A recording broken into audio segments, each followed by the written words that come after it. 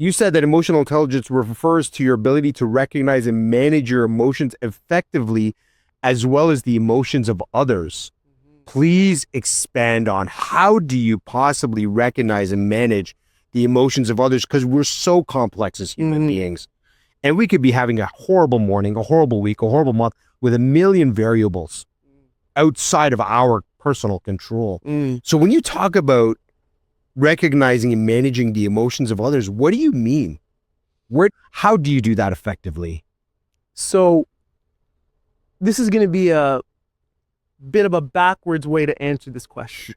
Any way you want to answer it. My curiosity is right there. Yeah. So when we think about the idea of managing someone else's emotions, really what we're talking about there is influence, right? And the goal should be positive influence. Sure. Right? Now, the easiest way to lead and influence anyone is by example.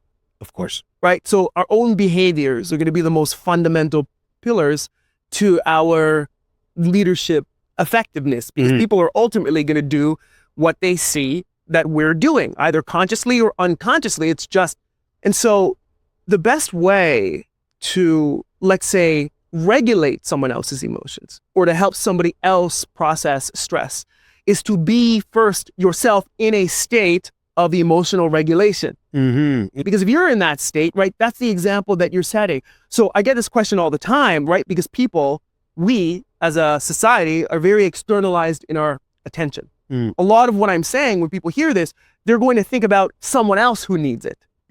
But it's very rare that you get the person that says, how can I use this? What does this mean for me? How do I really begin to tap into my own self-awareness, right? And so it always starts with, how am I showing up as a leader, not just in leadership, but in life, and recognizing that that is going to be the example. I need first to have emotional context in order to understand someone else's emotions, right? And the best way to do that is to start doing an audit of what I'm thinking and feeling throughout the day. Interesting. What are my patterns of being emotionally triggered? What are the things that tend to trigger me? Who are the people that we've all got that person, right, in our world where you walk into the office and you've already started to tell yourself the story about what they're going to say and what they're going to do, right? And how, it's so upsetting and frustrating, right? And then what happens? Well, inevitably, they always do or say the thing that you're expecting, and it creates all of these emotions in us. Frustration, anger, or resentment, or whatever the case may be. How often is that happening throughout the day?